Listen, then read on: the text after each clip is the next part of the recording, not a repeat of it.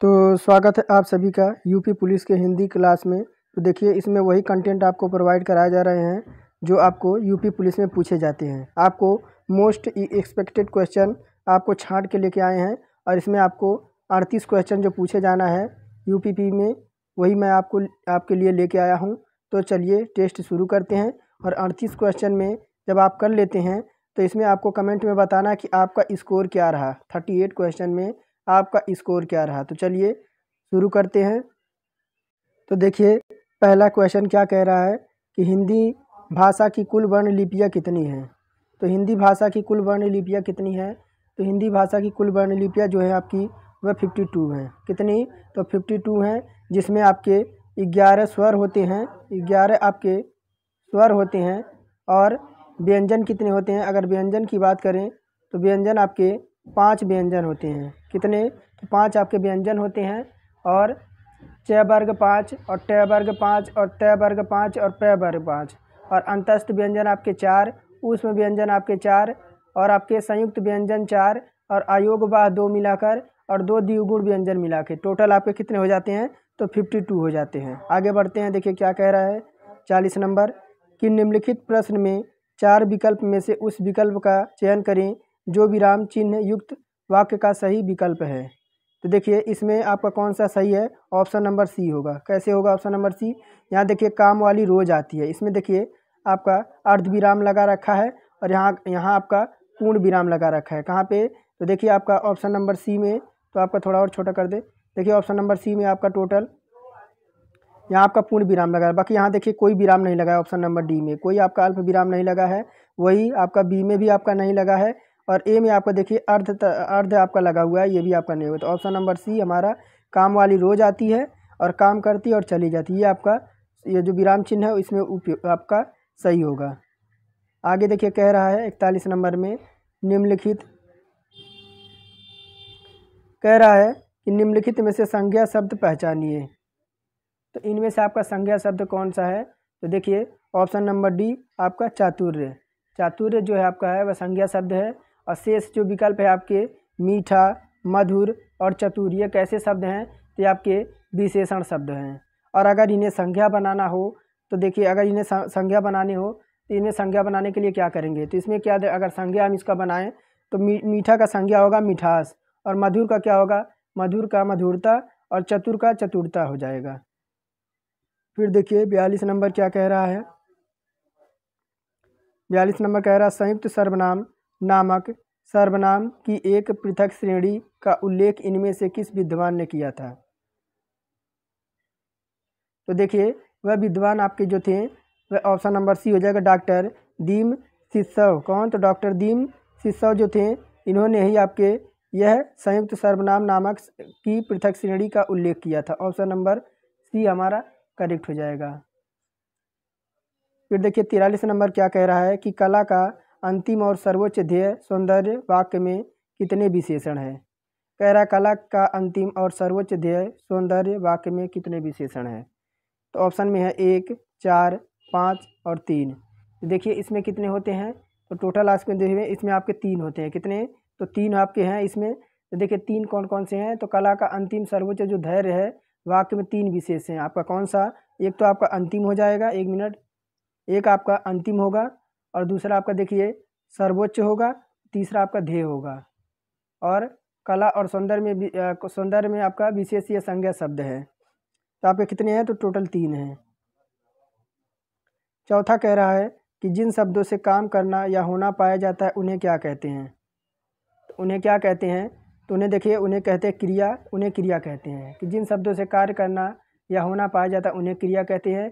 क्रिया का मूल रूप को धातु कहते हैं और मूल धातु में जो प्रत्यय लगाकर क्रिया का निर्माण होता है उसे देखिए अगर हम क्या करें तो जैसे आपका क्या होता है क्रिया जो जैसे पढ़ है, अगर हम इसमें क्या लगा दें? ना लगा दें। इसमें हम क्या लगा दें? ना लगा दें तो क्या हो जाएगा? पढ़ना। इसी को कहते हैं। तो इसी को कहते हैं कि क्रिया के मूल रूप से धातु को और धातु में प्रत्यय लगाकर क्रिया का निर्माण होता है। तो क्या होता है? पढ़ में हम ना लगा देते हैं तो पढ़ना हो जाता है। तो इसी को कहते हैं क्रिया के मूल धातु के रूप में जोड़ना। फिर देखिए 45 नंबर कह रहा है निम्नलिखित में से कौन सा शब्द आपका अव्यय नहीं है। तो 45 में कौन सा आपका अव्यय नहीं है? तो देखिए ऑप्शन नंबर ए जूता। जूता क्या है? जूता आपका अव्यय नहीं है। जूता आपका अव्यय नहीं है क्या? तो जूता आपका संज्ञा शब्द है। क्या? तो जूता आपका जातिवाचक संज्ञा है। कैसी है? तो जूता जो आपकी है ये जातिवाचक संज्ञा है। कैसी? तो जूता आपकी जो है वह जातिवाचक संज्ञा है। और देखिए अव्यय अभिकारी शब्द जिस पर लिंग, वचन तथा कारक का कोई प्रभाव नहीं पड़ता है। और देखिए अव्यय के अगर भेद की बात करें तो टोटल अव्यय कितने हैं? तो टोटल आपके अव्यय 4 प्रकार के होते हैं। कौन कौन से? एक तो आपका क्रिया विशेषण अव्यय होता है, दूसरा आपका संबंध बोधक अव्यय होता है, तीसरा आपका समुच्चय बोधक अव्यय होता है और चौथा आपका विस्मयादि बोधक अव्यय होता है। टोटल आपके 4 प्रकार के अव्यय होते हैं। फिर कह रहा 46 नंबर, निम्नलिखित में से इक्रांत संज्ञा स्त्रीलिंग नहीं है। कौन सा आपका स्त्रीलिंग नहीं है? तो ऑप्शन में दे रखा नदी है, टोपी है, उदासी है और पहिया है। तो इनमें से कौन सा आपका स्त्रीलिंग नहीं है? देखिए ऑप्शन नंबर डी, आपका जो पहिया दे रखा है ये आपका स्त्रीलिंग नहीं है। ये क्या है? ये पुल्लिंग शब्द है। क्या है? तो ये आपका पुल्लिंग शब्द है। बाकी नदी और टोपी और उदासी ये सब क्या है? भीतर, ये सब आपके स्त्रीलिंग हैं। फिर देखिए 47 नंबर कह रहा वचन के आधार पर आपको असंगत शब्द युग्म चुनना है। तो देखिए तलवार का तलवारें, चूहा का चूहे, थैला का थैले, मेहमान का मेहमानों। तो इनमें बताइए आपका असंगत युग्म कौन सा हो जाएगा? तो देखिए इनमें अगर असंगत युग्म की बात करें तो ऑप्शन नंबर डी हो जाएगा। मेहमान का मेहमानों नहीं होगा, ये आपका जो हो जाएगा यह आपका असंगत हो जाएगा। युग्म जो है आपका यह गलत हो जाएगा। बाकी चूहा का चूहे, थैला का थैले ये आपके सही हैं। बढ़ते हैं 48 नंबर की ओर। देखिए 48 नंबर क्या कह रहा है कि सत्संग में जाने के बाद मन को शांति मिली, दिए गए वाक्य का काल कौन सा पहचानिए? तो ऑप्शन में आपका है सामान्य भूतकाल, आसन्न भूतकाल, अपूर्ण भूतकाल या इनमें से कोई नहीं। तो कह रहा है सत्संग में जाने के बाद मन को शांति मिलती है, दिया गया वाक्य का काल पहचानिए। तो आपका कैसा वाक्य है? तो ये जो है आपका अपूर्ण भूतकाल है। कैसा है? ये आपका जो है आसन्न भूतकाल है। सॉरी 48 नंबर है, ये आपका कैसा है? तो ये आपका जो है आसन्न भूतकाल है। आसन्न भूतकाल होता क्या है? देखिए आसन्न भूतकाल वह होता है जिसमें क्रिया के जिस रूप में पता चले कि क्रिया अभी अभी कुछ समय पहले ही पूर्ण हुई है। कैसे? कि जैसे क्रिया अगर कोई व्यक्ति है अभी अभी कोई चीज़ खाकर वह ख़त्म करता है तो उसी को आसन्न भूतकाल कहते हैं। जैसे अगर उदाहरण की बात करें तो मैंने मिठाई खाई, यानी हाल ही में मैंने मिठाई खाई, यह कैसी क्रिया हो गई? या फिर आसन्न भूतकाल हो गई। फिर देखिए 49 नंबर कह रहा है कि मुझसे अब नहीं चला जाएगा। क्या कह रहा है? कि मुझसे अब नहीं चला जाएगा। इस वाक्य में कौन सा वाच्य है? तो देखिए मुझसे अब नहीं चला जाएगा, व्यक्ति जो है वह कह रहा है कि मुझसे अब नहीं चला जाएगा। ये उसके भाव को दर्शा रही है। क्या? तो उसके भाव को दर्शा रही है कि व्यक्ति कह रहा है अब मुझसे नहीं चला जा रहा, तो उसके भाव को दर्शा रही है। आपका हो जाएगा भाववाच्य। कह रहा है 50 नंबर कि निम्नलिखित कारक और कारक चिन्ह की दृष्टि से कौन सा शब्द युग्म आपका असंगत है? तो देखिए होता क्या है, कर्ता ने कर्म को करण से, अपदान से, अधिकरण में पर। देखिए ये आपका ऑप्शन नंबर का दे रखा है, ये आपका रोंग हो जाएगा। ये इसके होता क्या है? तो अधिकरण में पर होता है। इसका जो आपका चिन्ह होता है आपका अधिकरण में पर होता है, ना कि आपका का दे रखा है, ये आपका रोंग हो जाएगा। फिर देखिए कह रहा है 51 नंबर, निम्नलिखित में से तत्सम शब्द कौन सा होगा? तो तत्सम शब्द आपका कौन सा होगा? तो देखिए तत्सम शब्द आपका जो होगा वह अक्षर होगा। क्या? कौन सा? तो तत्सम शब्द आपका अक्षर होगा। और इसका तद्भव की बात करें तो क्या होता है? तो आखर होता है। अगर इसका तद्भव की बात करें तो आखर होता है। आखर होता है और एक आपका अक्षर भी होता है। आँख की बात करें तो आँख का क्या होता है? आँख दे रखा है, आँख का क्या होता है? तो अच्छी होता है। क्या होता है? इसका अच्छी होता है। इसका अच्छी होता है। और आंसू की बात करें तो आंसू का देखिए क्या होता है? आंसू का अश्रु होता है। क्या होता है? आंसू का अश्रु होता है। और देखिए और क्या दे रखा? आशीष दे रखा। आशीष का क्या होता है? तो आशीष होता है। ऐसे देखिए आशीष ऐसे लिखा जाएगा, ऐसे होता है। उम्मीद करता हूँ आप समझ गए होंगे। आगे बढ़ते हैं। देखिए 52 नंबर कह रहा है कि निम्नलिखित में से किस विकल्प के सभी शब्दों में उपसर्ग तथा प्रत्यय दोनों का प्रयोग हुआ है? और देखिए ये उपसर्ग और प्रत्यय होते क्या हैं? तो उपसर्ग वह होता है जो वाक्य के आगे लगकर उसके वाक्य में परिवर्तन लाता है, और प्रत्यय वह होता है जो लास्ट में लगकर उसके वाक्य में परिवर्तन लाता है। तो देखिए ऑप्शन नंबर बी हो जाएगा। कौन सा ऑप्शन नंबर बी होगा? आपका क्या दे रखा है? परित्यक्ता दे रखा है, अनुनादित दे रखा है। तो देखिए इसमें आपका क्या लगा है? तो इसमें जो आपका उपसर्ग जो आपका लगा हुआ है 52 नंबर में, तो देखिए परि लगा हुआ है, इसमें आपका परि लगा हुआ है। और अनुनादित में क्या लगा हुआ है? तो अनुनादित में बात करें तो आपका अनु लगा हुआ है। क्या लगा हुआ है? तो अनु लगा हुआ है। ये आपके उपसर्ग और प्रत्यय आपके दोनों हो जाएंगे ऑप्शन नंबर बी में।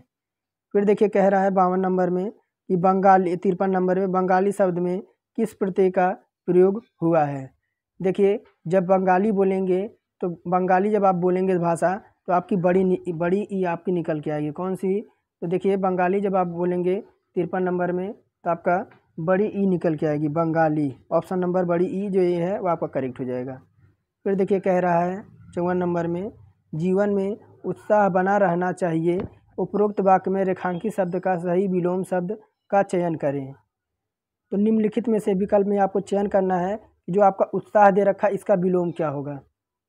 तो देखिए 54 में जो उत्साह का विलोम होता है वह क्या होता है? तो निरुत्साह होता है। क्या होता है?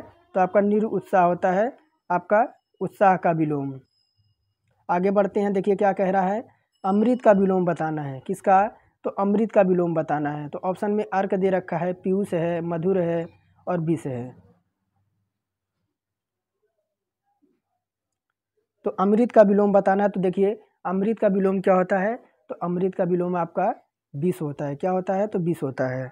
और मधुर का क्या होता है? तो मधुर का आपका कटु होता है। क्या होता है? मधुर का आपका कटु होता है। कटु होता है, कर्कश होता है, ये आपके मधुर के होते हैं। और पीयूष का भी क्या होता है? तो पीयूष का भी आपका विषी होता है। क्या होता है? पीयूष का भी आपका विष होता है। आगे बढ़ें, 56 नंबर देखिए क्या कह रहा है? राम बेहद गरीब है। क्या कह रहा है? कि राम जो है वह बेहद गरीब है। उपरोक्त वाक्य में रेखांकित शब्द के उपयुक्त पर्यायवाची शब्द का चयन कीजिए। यानी गरीब का पर्यायवाची क्या हो जाएगा? तो देखिए गरीब का पर्यायवाची होता क्या है? तो गरीब तो गरीबी होता है, उसको निर्धन कहते हैं। क्या कहते हैं?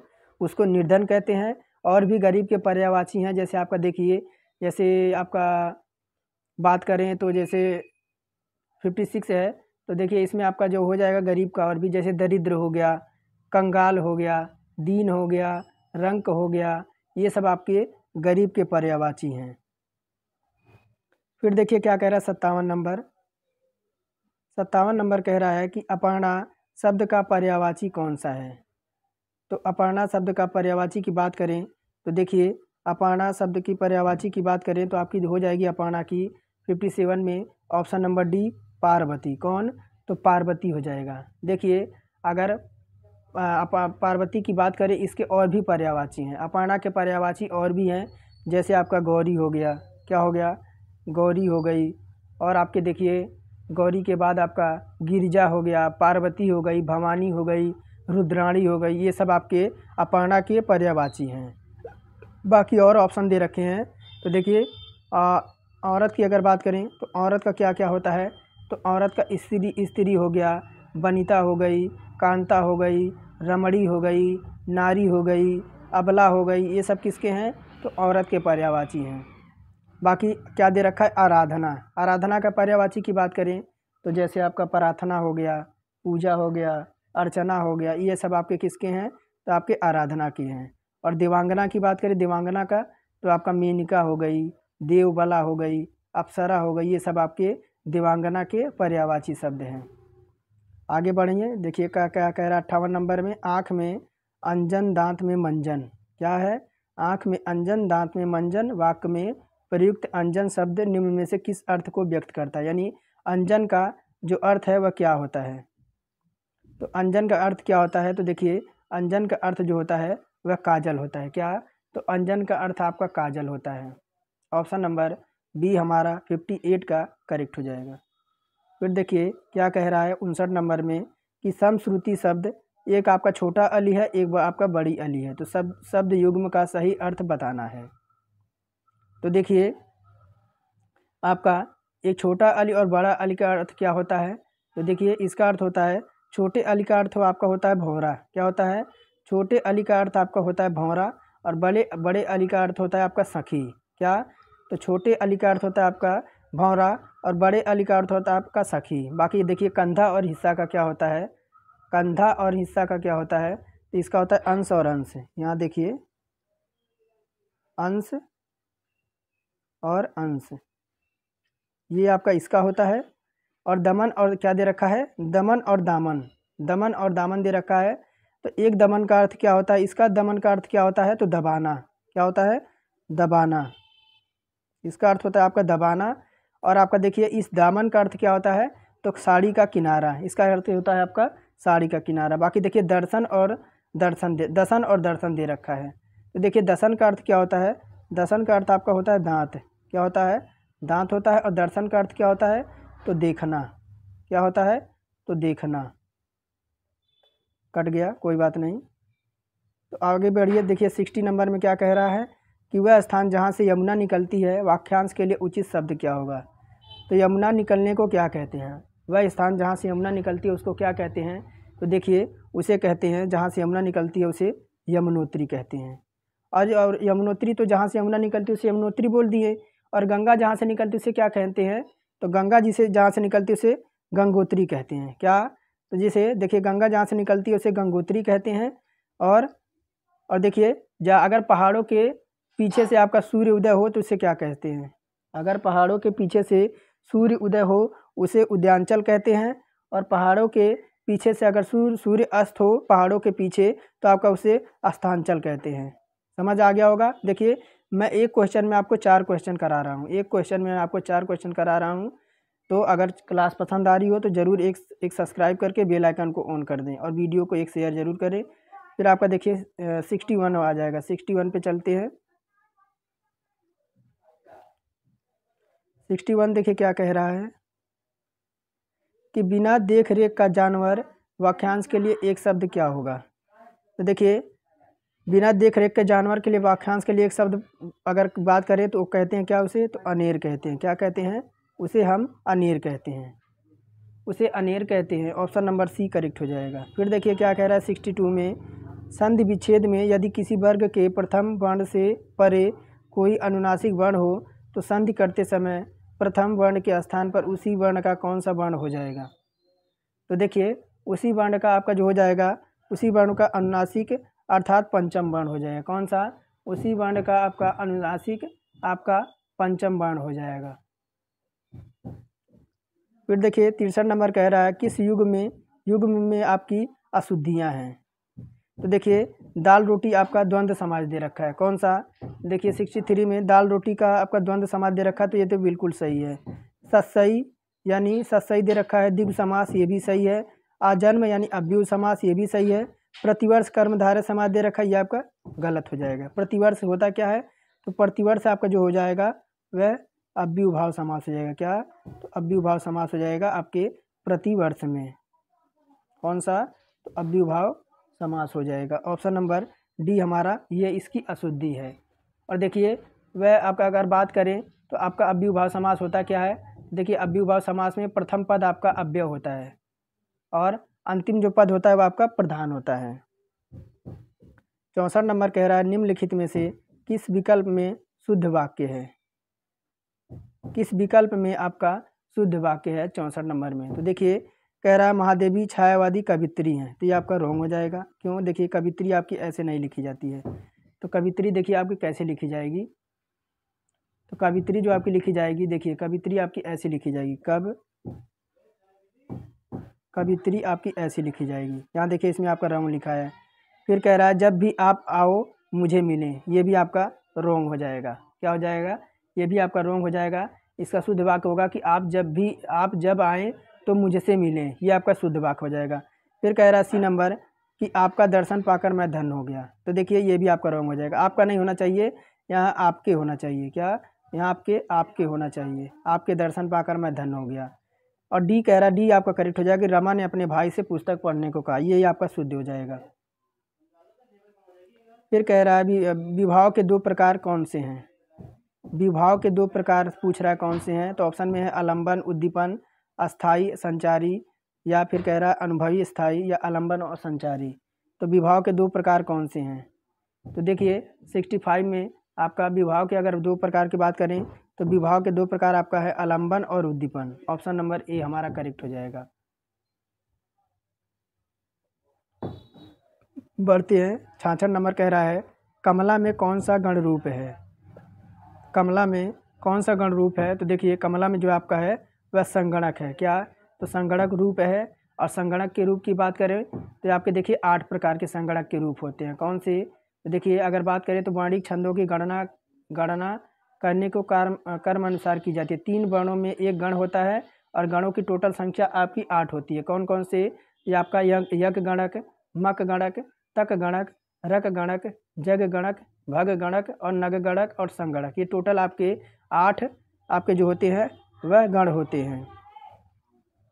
कह रहा है 67 नंबर कि मुदित महिपत मंदिर आए, सेवक सचिव सुमंत बुलाएं। तो इस पंक्ति में कौन सा अलंकार है, तो देखिए इसमें जो आपका अलंकार हो जाएगा वह अनुप्रास अलंकार हो जाएगा। तो अब बात करते हैं अनुप्रास अलंकार क्या होता है। तो जहाँ आपके वर्णों की आवृत्ति बार बार होना हो और उसमें चमत्कार उत्पन्न हो, वहाँ आपका अनुप्रास अलंकार होता है।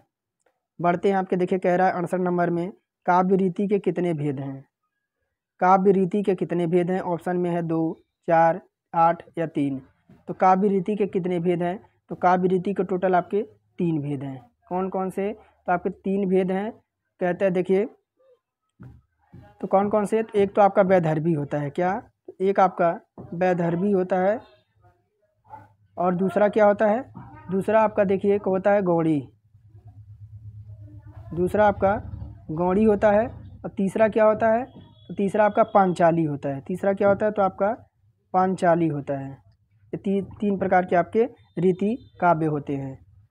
आगे कह रहा है होनहार वीरवान के होते हैं चिकने पात, लोकोक्ति का अर्थ निम्न में से क्या होगा। तो देखिए होनहार जो व्यक्ति होता है उसकी प्रतिभा बचपन से ही दिखाई देने लगती है। तो ऑप्शन नंबर डी इस लोकोक्ति का अर्थ हो जाएगा।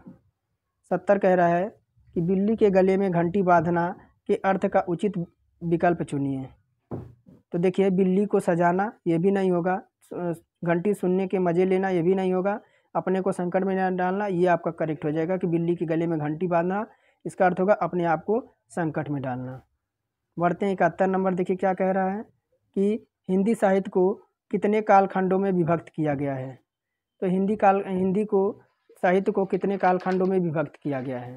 तो देखिए आचार्य रामचंद्र शुक्ल ने हिंदी साहित्य को 4 कालखंडों में विभक्त किया है। कितने, तो टोटल आपके 4 कालखंडों में विभक्त किया है। और वो है कौन कौन से, तो देखिए पहले की बात करें तो आपका आदिकाल है। कौन सा, तो आदिकाल है। और ये आपका कब से कब तक चला, तो ये आपका चला है 1050 से आपका चला है ये 1375 तक, 1375 तक चला। और दूसरे की बात करें, दूसरा जो है आपका वह भक्ति काल है। भक्ति काल कब से कब तक चला, ये चला है 1375 से ये आपका चला है कब, तो 1700 तक।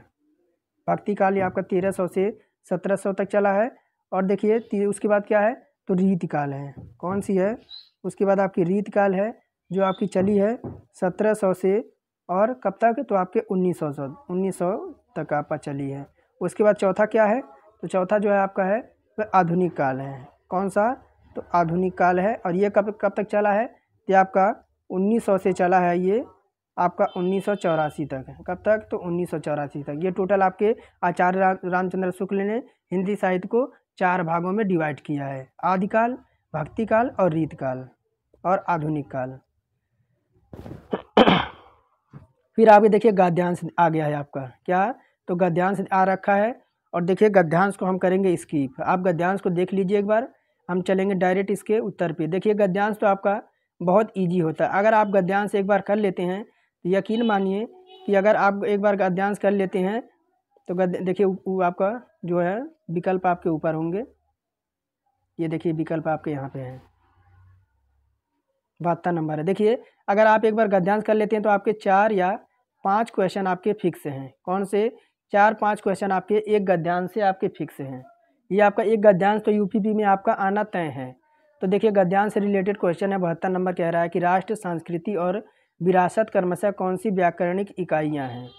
तो आपको देखिए ऐसा नहीं है कि आपको अपने मन से उत्तर बताना, नहीं, आपको केवल देखिए आपको केवल उसी का जो गद्यांश दे रखा है उसी के अकॉर्डिंग आपको उत्तर देना है। तो देखिए 72 का जो हो जाएगा ऑप्शन नंबर डी, जो राष्ट्र है वह संज्ञा है, सांस्कृतिक जो है वो आपका विशेषण है और विरासत जो है वो आपकी संज्ञा है। तो ऑप्शन नंबर डी संज्ञा, विशेषण और संज्ञा, यानी राष्ट्र संज्ञा, सांस्कृतिक विशेषण और विरासत भी आपकी संज्ञा है। कह रहा है अंत विरोध शब्द में किस प्रकार की संधि है। ऑप्शन में अयादि संधि, पूर्व रूप संधि, विसर्ग संधि या हल संधि। तो अंतर विरोध में किस प्रकार की संधि है, तो देखिए इसमें जो है आपकी है विसर्ग संधि है। कैसी संधि है, इसमें आपकी विसर्ग संधि है। और अगर बात करें तो देखिए विसर्ग के साथ स्वर या व्यंजन के मेल से जो विकार उत्पन्न होता है उसे विसर्ग संधि कहते हैं। जैसे होता क्या है, तो अंतर विरोध। 74 देखिए क्या कह रहा है कि व्यक्ति की दृष्टि से क्या कह रहा है 74, व्यक्ति की दृष्टि से कब संकुचित हो जाती है, यानी व्यक्ति की दृष्टि कब संकुचित हो जाती है। तो देखिए व्यक्ति की दृष्टि कब संकुचित हो जाती है, तो जब व्यक्ति धर्म, जाति, कुल आदि को प्रमुख मानने लगता है। यानी व्यक्ति का पतन, यानी व्यक्ति का जो विकास आपका कब रुक जाता है, तो जब वह धर्म को, जाति को और कुल को जो है वह आपका प्रमुख मानने लगता है। तो इसी अकॉर्डिंग कह रहा है गद्यांश के अकॉर्डिंग कि व्यक्ति की दृष्टि कब संकुचित हो जाती है, तो जब व्यक्ति धर्म और जाति, कुल आदि को उसी के बारे में पढ़ जाए और उसको मानने लगे, तब उसकी दृष्टि संकुचित हो जाती है। आगे देखिए 75 नंबर कह रहा है कि एक जागरूक नागरिक के रूप में हमारा कर्तव्य क्या है। अगर आप एक जागरूक नागरिक हैं, पढ़े लिखे हैं, तो आपका दायित्व क्या होता है। आपका दायित्व क्या होना चाहिए कि हमें देखिए धर्म, जाति, भाषा आदि के तुच्छ मतभेदों को भुला देना चाहिए और एक सुयोग्य कर्मठ व्यक्ति को मत देना चाहिए। यही एक जागरूक नागरिक का कर्तव्य होना चाहिए कि आप पढ़े लिखे हैं और जागरूक हैं, तो आप देखिए ऐसे नेता का चुनाव करेंगे जो आपका धर्म, जाति और भाषा से ऊपर उठकर चुनाव करेंगे। इन्हें आप भूल जाइए, धर्म, जाति और भाषा को। आप एक सुयोग्य, कर्मठ और ईमानदार व्यक्ति को चुनेंगे जो आपको रोजगार देगा और आपके जो है देश को आगे बढ़ाएगा। तो चलिए ये आपका 38 क्वेश्चन थे जो आपके यूपीपी में पूछे जाने थे। आपको सिलेक्टेड क्वेश्चन लेके आए थे। तो कैसा लगा आपको क्लास, कमेंट में ज़रूर बताइएगा। और आप देखिए डेली इसी चैनल पे आपको हिंदी की प्रैक्टिस क्लास कराई जाएगी और जीके की भी कराई जाएगी, रीजनिंग की भी इसी में चलेगी और मैथ की भी चलेगी। अगर नए हैं तो चैनल को सब्सक्राइब करके जुड़ जाएँ। अगर जुड़ जाएंगे एक बार तो नोटिफिकेशन आपके पास जाता रहेगा और आपकी जो तैयारी है वह कंटिन्यू होती रहेगी। तो चलिए आज का टेस्ट यहीं समाप्त करते हैं। आप सभी का दिन शुभ हो।